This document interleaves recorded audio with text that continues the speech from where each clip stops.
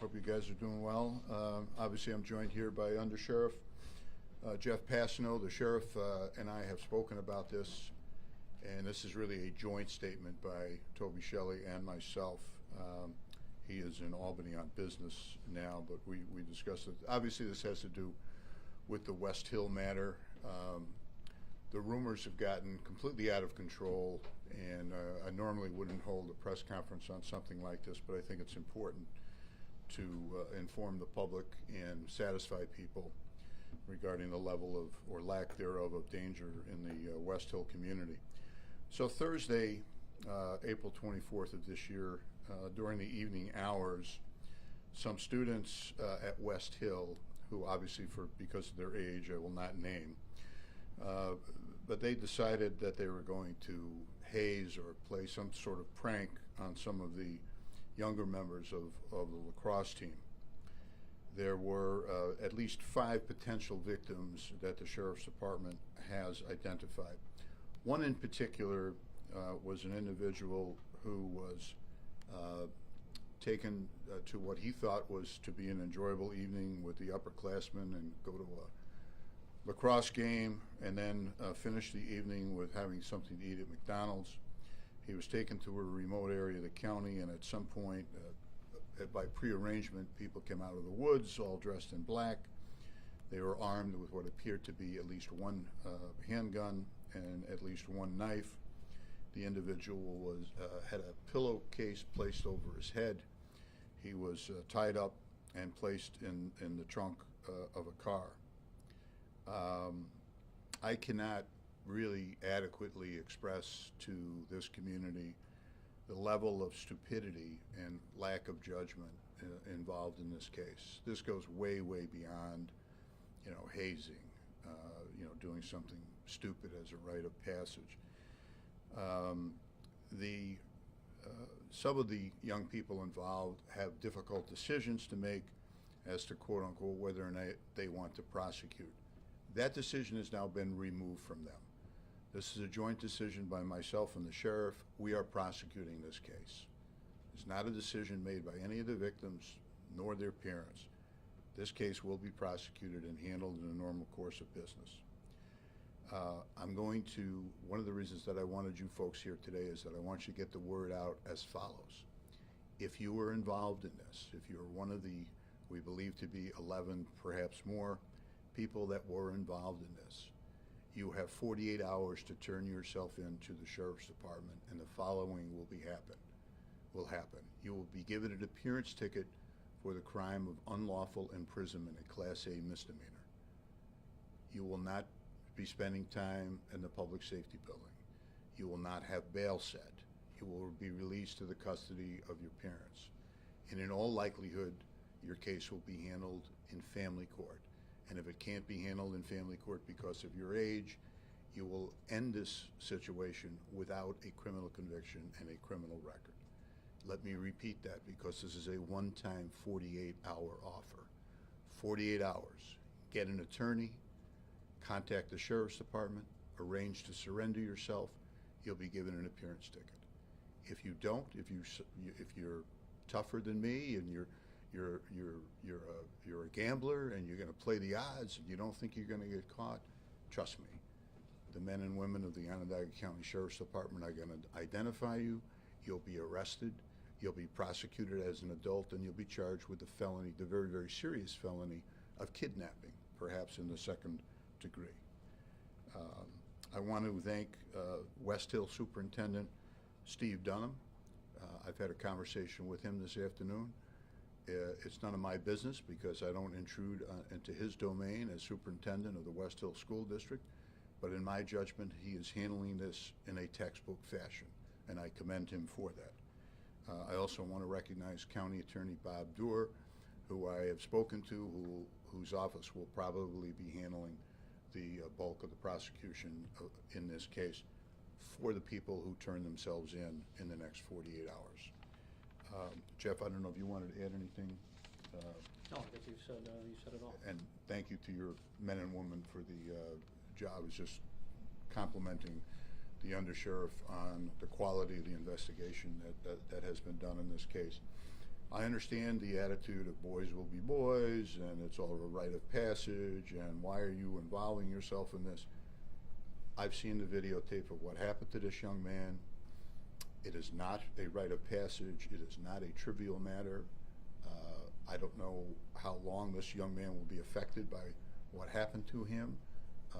Frankly, I find it incomprehensible that in this day and age, somebody could have thought that they would have gotten away with something like this. If one of Sheriff Shelley's patrol officers had been on duty and passed by this scene, they would have come out of their vehicle with their guns drawn.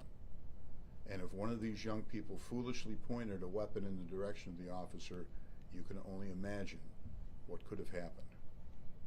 And by the grace of God, it didn't happen. Again, this is not the Lindbergh kidnapping case. I'm not trying to make it the case of the century. I'm trying to handle this in a professional manner along with the superintendent. And I hope you take me up on my offer for that 48-hour deadline. I'll take any questions that you have. Was the kid left in a wooded area for a period of time? He was eventually returned home. There was a period of time where he thought that he was going to be abandoned in the middle of nowhere. It's in the, I don't want to give out the specific locations. It's in the southern part of the county. Was the victim's hands tied or anything like that? Yes, he was tied. He was, to my knowledge, in the video, I don't recall him being gagged, but he was tied. He had a pillowcase or some type of hood placed over him and thrown in the back of the car. And you can hear some of the individuals found it amusing. These are all members of the boys lacrosse team, correct? I don't want to be that specific, Andrew. It clearly is related. I mean, obviously, when the superintendent says, you know, we're canceling the boys lacrosse game, I'm not suggesting that everyone involved was a member of the lacrosse team. It appears that way, but I don't know that. And I want to give as few identifying details because of their age as I can. Was he taken to the remote location and then jumped, or was he jumped and then taken to the location? The ruse was that after their efforts to get food after the lacrosse game, that they were going to take him home. And the driver of the vehicle purportedly was lost. That was a ruse. They were in a remote part of the county, and then the accomplices jumped out of the woods pretending to be kidnappers. And was the child injured at all? Well, physically, I'm not aware of any injuries that he suffered. Emotionally, that's going to be long term. You're saying he was returned by the kids at some point, or? Yeah, I'm not 100% sure, but as I read his statement, I think eventually some of the perpetrators returned him home. Is that correct, Joe? Yes. Yeah. You mentioned multiple victims, but then you specify what was allegedly done to one. Yeah, some of the other individuals were able to escape. But this was their destiny if they hadn't escaped. Correct. They were all told the same thing, that they were going to go to the lacrosse game and then go to McDonald's. Correct. Were they did they drop off this victim on a golf course, where we were hearing that from some people? I don't know if that is true. Well, as I said, it doesn't really matter where it was. It was a remote part of the county, and as I said, by the grace of God, a sheriff's patrol car didn't happen upon the scene, or it could have ended in absolute tragedy. What do you mean when you say escape for the others? When the supposed kidnappers came upon the scene, they got away. And you said what appeared to be a handgun. Have you made any determination whether or not that was a real gun? We're certainly concerned about whether or not it was a real gun, and we're not going to charge anybody with possession of a weapon, but if the people that turned themselves in, if they were using a real handgun, well, we're gonna want that handgun, whether it was a real gun or a fake gun. Now, I'm just thinking of other cases, and I realize you can't compare apples to oranges, but so many other cases, you'd make arrangements with these people. I think of the Marcy correction officers. Those arrangements were made without you having to do a public call, come turn yourself in. Why not contact parents individually and have them already in custody before doing this? I got other things to do, so. Are there potential perpetrators out there that haven't turned themselves in, Oh, sure, yeah. that are not cooperating essentially with this yet, that you're speaking to? I don't want to comment on their level of cooperation or not, but here's your chance. But none are in custody. Nobody's in custody. Nobody's turned themselves in. Nobody's been arrested. Nobody's been ticketed yet. Correct. Get a lawyer. Listen to what I just said. Turn yourself in 48 hours. How many videos are circulating, and what, you know? I've seen one. There's, as I say, the rumor mill about this case is completely out of control. Hopefully this will put a stop to some of it, and I suspect that there are other videos out there as well. That's what I'm saying. If the sheriffs have to expend the amount of time and effort on this case as if it's a homicide, then don't come crying to me, 2 weeks from now and say, oh, you charged my little baby with kidnapping. Well, yeah, that's right. Most of my prosecutors can win cases that are on videotape. What do you say to those parents who might be thinking, this isn't that big of a deal, we're gonna fight this? Attica is full of children of parents just like you. Are all of the suspected people involved, are they all minors or any of them 18? Some of them are of age, And 18. why are you not releasing their names? It's an open investigation. Yeah, Criminal investigation division. If appropriate, at arrest, the names will be released. Has any member of, whether it's the team or anybody involved in the hazing that we know of, have they come forward and said that they were a part of it? Has anybody actually taken ownership? Some people have been cooperative with the sheriffs and given statements. Some people have not. Again, I'm treating everybody the same at this point until Friday morning. But do they have varying roles in it? Sure. Yeah. And why? I mean, will their charges reflect that? Their ticket, whatever their offense on the ticket is, will Not at this point. Could you but- explain that a little bit? Sure. There's a thing in New York called accomplice liability. This was a group effort. This was some people were assigned different roles. I don't care who held the gun. His role is no different than the guy who held the knife, than the guy who held nothing, than the guy who dragged this poor kid into the trunk of a car. They're all in this together. That's what Section 20 of the penal law is intended to cover, and it covers it in this particular case. How many people were in the car with the victim? I don't know the exact number. It was several. You said at least 11 or more. Were involved totally. 11 that would hopefully turn themselves in, not including the victim number. Well, we want everyone to turn themselves in. If someone hasn't been identified as yet and gets identified 2 weeks from now, amnesty is over. You had your chance, unless you can prove to me that your cable was out and you don't watch TV and you hibernate. What has any of the investigations uncovered related to this having happened before? Were any of these perpetrators victims 2 or 3 years ago? That's a fair question. I certainly have not had this brought to my attention. I don't mean to speak for Jeff, but we were talking earlier. None of this has come to our attention before. So if this happened last year and the year before that and the year before that, that's speculation on my part. But that would indicate a serious problem to me. Because this is not hazing, okay? This is not lighting, a bag on fire on Halloween and sticking it in your driveway. This is criminal activity, and this is hazing on steroids, okay? This could have resulted in such a tragedy. I can imagine a deputy coming upon a scene, seeing a kid with a hood over his head being abducted at gunpoint by a series of individuals all dressed in black and masked. If that individual opened fire, would that be outside the realm of possibility? I think the opposite would be true. How was this incident reported?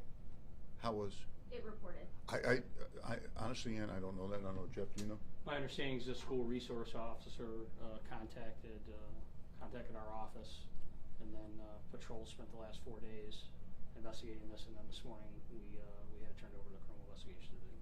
We were hearing that potentially, like you said with the rumor mill, potentially that there were 2 incidents, one on Wednesday night and one on Thursday night. So to your knowledge, it was one incident? I have no knowledge of an incident on Wednesday night, but as the undersheriff said, the investigation's ongoing. Anything to do with the coaching staff? Anything to suggest that this was known? Nothing to suggest knowledge on their part, nothing to suggest involvement on their part. I'd be shocked if there was. And as I said, I want to emphasize, it's not my area of expertise, but in my judgment, the superintendent is on top of this. He's acting entirely appropriate. He's probably going to take some grief. I'm not going to reveal what he talked to me about. He'll reveal that in due time, but the right person is at the helm there in Westhill. You know, hazing has happened at Syracuse University, pretty high profile. As you call it, hazing on steroids in this case. What's your message to parents, to coaches, to the teenagers themselves? I mean, You know, how do you rid the community of this type of behavior? It's not any different than a lot of things we deal with, domestic violence, child abuse. You know, back in the 50s, no parent could ever abuse a child. That wasn't possible. Back in the 60s, the first thing a sex abuse victim would be asked as she appeared in court, what were you wearing that night, so forth and so on. So attitudes change over the passage of time. I'm not trying to sissify American youth. I'm simply saying that if you want to welcome someone onto your team and toughen them up, maybe an extra hour of practice might be appropriate, as opposed to taking someone at gunpoint, stuffing them in the back of a car, and traumatizing for the rest of his life. So just to clarify one more time, no one has been issued an appearance ticket yet, and no one has come to take accountability and turn themselves in. As to the former, no one has been issued a ticket. That's correct. As to the latter, as I said, some people are cooperating with the investigation wisely, and hopefully that will, I'll be able to say to you 48 hours from now, everyone that we believe was involved turned themselves in. As promised, they were issued desk appearance tickets, and they're going to go through, in all likelihood, the family court system. Can you? But I was not going to allow, nor was the sheriff going to allow, something of what we witnessed occur to these young men be handled internally as a school matter. It's not a school matter. It's a criminal matter. Have any of the people that have cooperated given you this much detail or cooperate? I mean, the video is so powerful, I'm sure. Most of the detail I gave to you is from the victims. But no one has been charged formally. Yeah. That's correct. Did any of this take place on school grounds, school property? No. Okay, thank you all very much. You guys take care. Thank you, Jeff. Yeah, thank you, sir. And please, the inevitable, Tom Newton, hiding in the cabinet.